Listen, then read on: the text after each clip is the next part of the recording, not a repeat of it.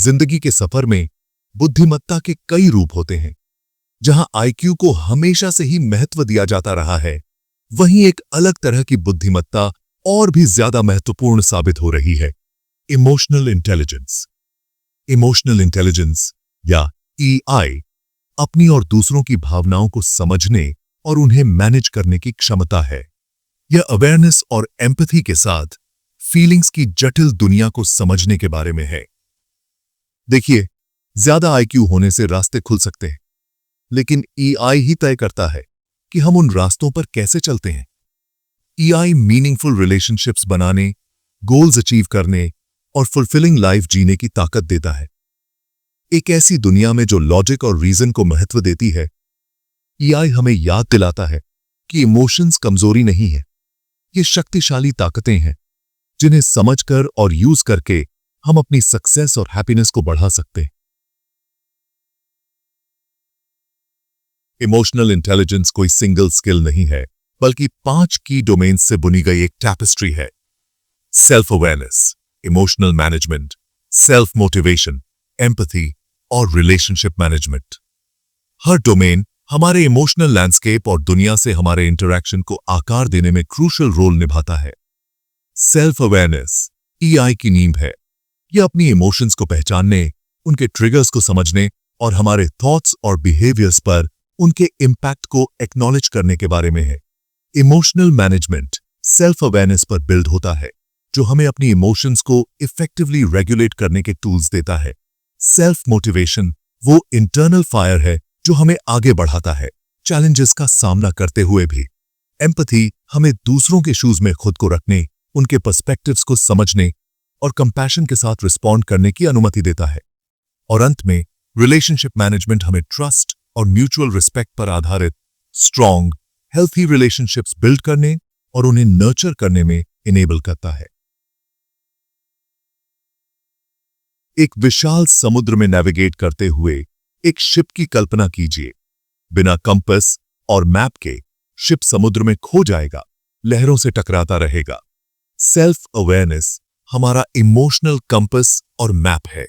यह हमें अपनी इमोशंस के अक्सर अशांत पानी को क्लैरिटी और पर्पस के साथ नेविगेट करने की अनुमति देता है। सेल्फ अवेयरनेस की शुरुआत हमारी इमोशंस पर ध्यान देने से होती है, जैसे ही वे अराइज होती हैं। हम क्या फील कर रहे हैं? इस फीलिंग को किस चीज ने ट्रिगर किया?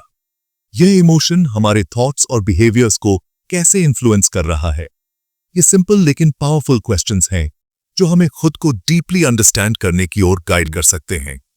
जर्नलिंग, माइंडफुलनेस मेडिटेशन और ट्रस्टेड फ्रेंड्स या फैमिली मेंबर्स से फीडबैक लेना सेल्फ अवेयरनेस को कल्टिवेट करने के लिए वैल्यूएबल टूल्स हैं। अपने इमोशनल एक्सपीरियंसेस पर रिफ्लेक्ट करने के लिए समय निकालकर हमें अपनी स्ट्रेंथ्स, वीकनेसेस और ग्रोथ के एरियाज के बारे में वैल्यूएबल इंसाइट्स मिलते हैं। लाइफ अप्स एंड डाउन से भरी है और इमोशंस की एक वाइड रेंज एक्सपीरियंस करना स्वाभाविक है। हालांकि अपनी इमोशंस को खुद को कंट्रोल करने देना इंपल्सिव डिसीजंस, स्ट्रेन्ड रिलेशनशिप्स और मिस्ड अपॉर्चुनिटीज का कारण बन सकता है। इमोशनल मैनेजमेंट अपनी इमोशंस को सप्रेस करने के बारे में नहीं है, यह उन्हें हेल्थी, कंस्ट्रक्टिव तरीकों से एक्सप्रेस करना सीखने के बारे में है। जब हम एंगर, फ्रस्ट्रेशन या सैडनेस से ओवरवेल्म्ड फील कर रहे हों, तो रिएक्ट करने से पहले पॉज लेना एसेंशियल है। डीप ब्रेथ्स लेना, वॉक पर जाना या किसी कामिंग एक्टिविटी में एंगेज होना हमारी इमोशंस और हमारे रिस्पॉन्सेस के बीच स्पेस क्रिएट करने में हेल्प कर सकता है। स्ट्रेस को मैनेज करने के लिए कोपिंग मैकेनिज्म्स डेवलप करना भी क्रूशियल है।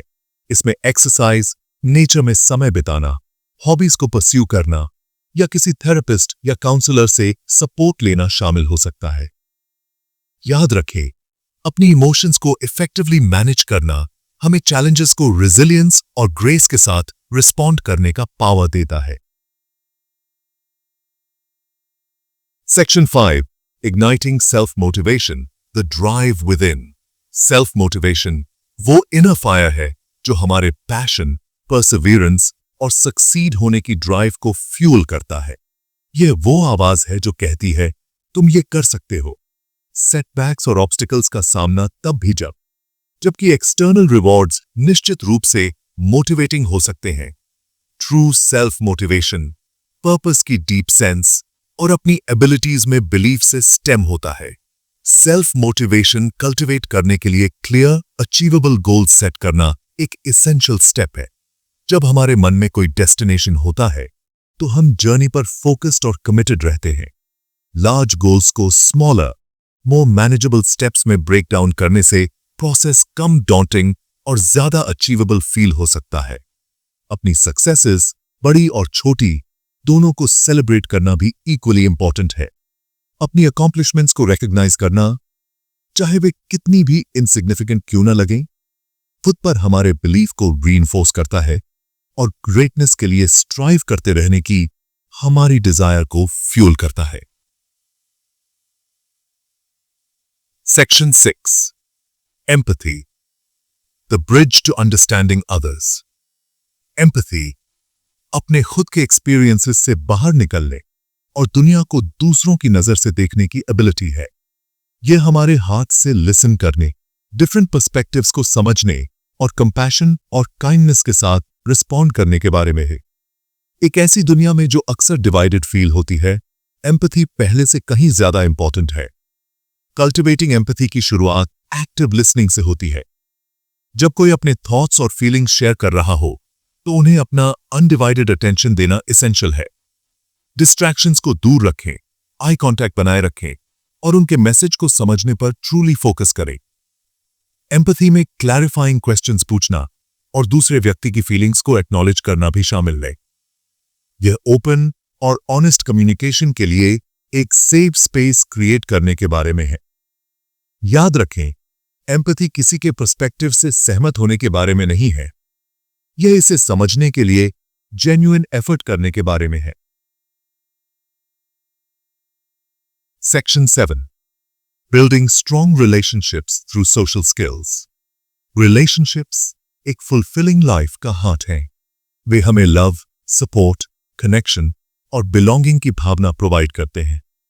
जबकि स्ट्रॉन्ग रिलेशनशिप्स संयोग से नहीं बनते हैं, उन्हें एफर्ट, अंडरस्टैंडिंग और उन बॉन्ड्स को नर्चर करने की विलिंगनेस की आवश्यकता होती है जो हम दूसरों के साथ शेयर करते हैं। इफेक्टिव कम्युनिकेशन किसी भी हेल्थी रिलेशनशिप की कॉर्नरस्टोन है। इसमें खुद को क्लियरली और रिस्पेक्टफुली एक्सप्रेस करना, दूसरों को अटेंटिवली लिसन करना और ओपन और ऑनेस्ट डायलॉग में एंगेज होने के लिए विलिंग होना शामिल है। कॉन्फ्लिक्ट किसी भी रिलेशनशिप का एक नेचुरल पार्ट है। हालांकि हम कॉन्फ्लिक्ट को कैसे अप्रोच करते हैं और रिजॉल्व करते हैं, यह हमारे बॉन्ड्स को या तो स्ट्रेंथन या वीकन कर सकता है। डिसएग्रीमेंट्स को एम्पैथी, रिस्पेक्ट और कॉमन ग्राउंड फाइंड करने की विलिंगनेस के साथ अप्रोच करके हम कॉन्फ्लिक्ट को ग्रोथ और अंडरस्टैंडिंग के अपॉर्चुनिटी में बदल सकते हैं। Section 8 real life examples the impact of emotional intelligence. Emotional intelligence का इम्पैक्ट लाइफ के सभी एस्पेक्ट्स में देखा जा सकता है। वर्कप्लेस में हाई ईआई वाले लीडर्स अपनी टीम्स को इंस्पायर और मोटिवेट करने, कॉलीग्स के साथ स्ट्रॉन्ग रिलेशनशिप्स बिल्ड करने और चैलेंजिंग सिचुएशंस को ग्रेस और रेजिलियंस के साथ नेविगेट करने के लिए बेटर इक्विप्ड होते हैं। अपनी पर्सनल लाइव्स में ईआई हमें अपने पार्टनर्स, फैमिलीज और फ्रेंड्स के साथ लविंग और सपोर्टिव रिलेशनशिप्स बिल्ड करने का पावर देता। यह हमें इफेक्टिवली कम्युनिकेट करने, कॉन्फ्लिक्ट्स को कंस्ट्रक्टिवली रिजॉल्व करने और एक हार्मोनियस होम एनवायरनमेंट क्रिएट करने में हेल्प करता है। यहां तक कि हमारे कम्युनिटीज में भी ईआई एक वाइटल रोल निभाता है। हाई ईआई वाले लोग एम्पैथेटिक नेबर्स, एंगेज्ड सिटीजन्स और कंपैशनेट वॉलंटियर्स होने की ज्यादा संभावना रखते हैं। वे कनेक्शन, कोलैबोरेशन और ग्रेटर गुड के लिए साथ मिलकर काम करने की इंपॉर्टेंस को समझते हैं।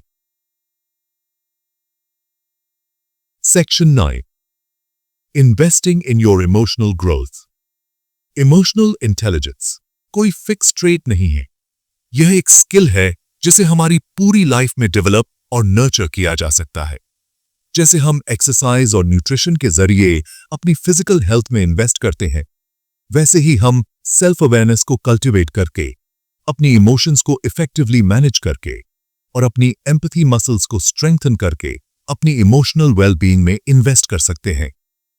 हमारे इमोशनल ग्रोथ को सपोर्ट करने के लिए अनगिनत रिसोर्सेज अवेलेबल हैं, जिनमें बुक्स, वर्कशॉप्स, ऑनलाइन कोर्सेज और थेरेपी शामिल हैं।